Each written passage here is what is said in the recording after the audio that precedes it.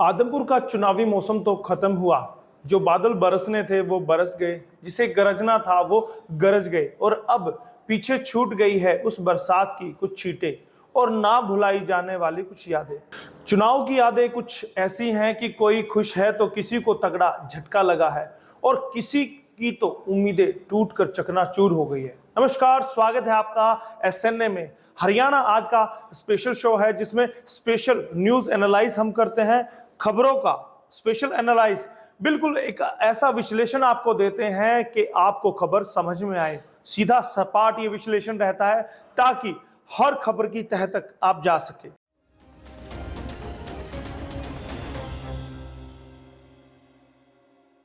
आदमपुर के इस चुनाव में मुख्य तौर पर 4 बड़ी पार्टियां उतरी थी, जिनमें कि भाजपा, कांग्रेस, इनेलो और आम आदमी पार्टी रही।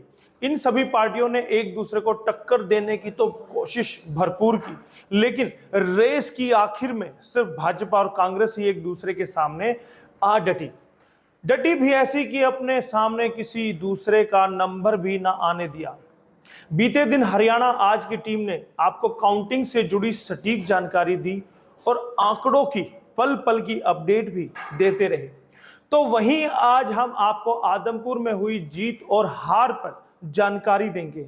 हम ये जानने की कोशिश करेंगे कि आखिर इन पार्टियों के हार और जीत के क्या कारण रहे, लेकिन उससे पहले हम नजर डालेंगे आदमपुर के जो नतीजे आए हैं उसका असर दूसरी पार्टियों पर क्या पड़ेगा। जी हां, भव्य बिश्नोई भाजपा 67,492, जयप्रकाश कांग्रेस 51,752, कुरड़ा राम इनेलो 5248 वोट, सत्येंद्र सिंह आप 3420 और अन्य प्रत्याशियों को 500 वोट से काम चलाना पड़ा है। मुख्यमंत्री मनोहर लाल ने साबित की नेतृत्व क्षमता और भाजपा सरकार की सफलता। वहीं हुड्डा व कांग्रेस कमजोर साबित हुए। गुटबाजी का नुकसान रोक नहीं सकी आप, पहली बार मैदान में उतरी और मुकाबले में भी नहीं आ सकी। ओम प्रकाश चौटाला की पार्टी इनेलो के लिए भविष्य में सियासी संकट का संकेत है। सबसे पहले हम बात करेंगे आदमपुर के विजेता भव्य बिश्नोई की, जिन्होंने 15,740 वोटों के मार्जिन से आदमपुर में जीत हासिल की है। उन्होंने अपने निकटतम प्रतिद्वंदी जेपी को हराया। 29 वर्षीय भव्य बिश्नोई हरियाणा में सबसे कम उम्र के विधायक बन गए हैं। अभी तक 34 साल के दुष्यंत चौटाला सबसे युवा थे। भव्य की जीत के कई मुख्य कारण रहे। लोगों के दिलों में चौधरी भजन लाल का आज भी सम्मान है। इसी बदौलत आदमपुर से 15 बार जीत चुका है भजनलाल परिवार।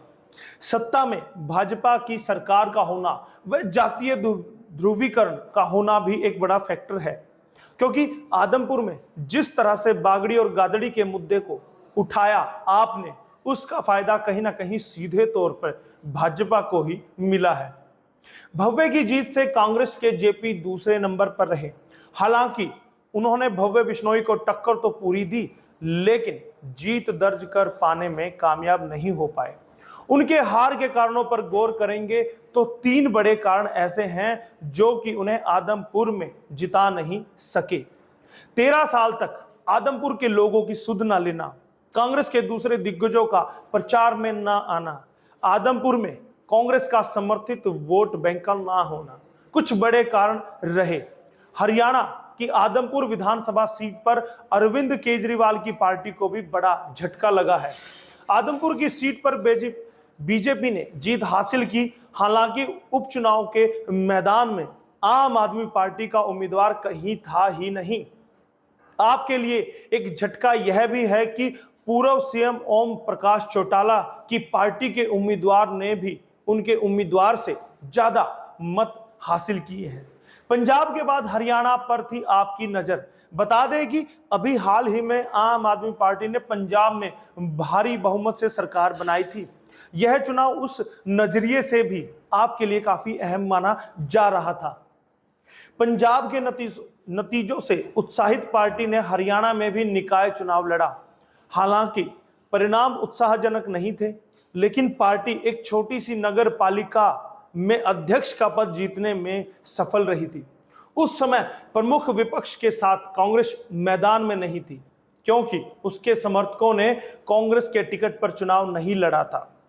चुनाव के वक्त सुशील गुप्ता सरीखे बड़े बड़े नेताओं ने बड़े बड़े दावे करते हुए कहा था कि आदमपुर का रण वही जीतेंगे, यहां से 2024 की इबारत लिखी जाएगी हरियाणा की।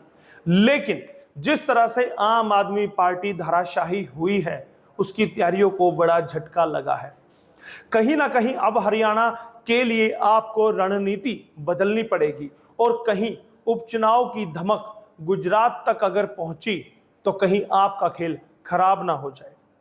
यहां पर ओम प्रकाश चौटाला के लिए भी यह उपचुनाव खतरे की घंटी है। उनको लगता था कि पार्टी को वह फिर से एकजुट कर पाएंगे।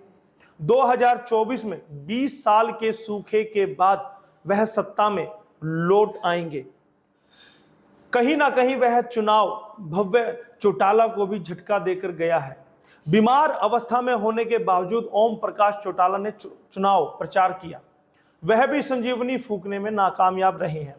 अब जाहिर तौर पर इनेलो को अगर जिंदा रहना है तो आमूलचूल परिवर्तन करने होंगे, पार्टी संगठन और अपनी नीतियों में बदलाव करने होंगे। वैसे हर उपचुनाव कुछ कहता है। जी हां, कई राज्यों में विधानसभा चुनाव हैं। इन नतीजों से बीजेपी गदगद है, क्योंकि आदमपुर, गोपालगंज और गोलाकर्ण उपचुनाव में बीजेपी को जीत मिली है। तो वहीं दूसरी तरफ कुछ दलों को संजीवनी भी मिली है।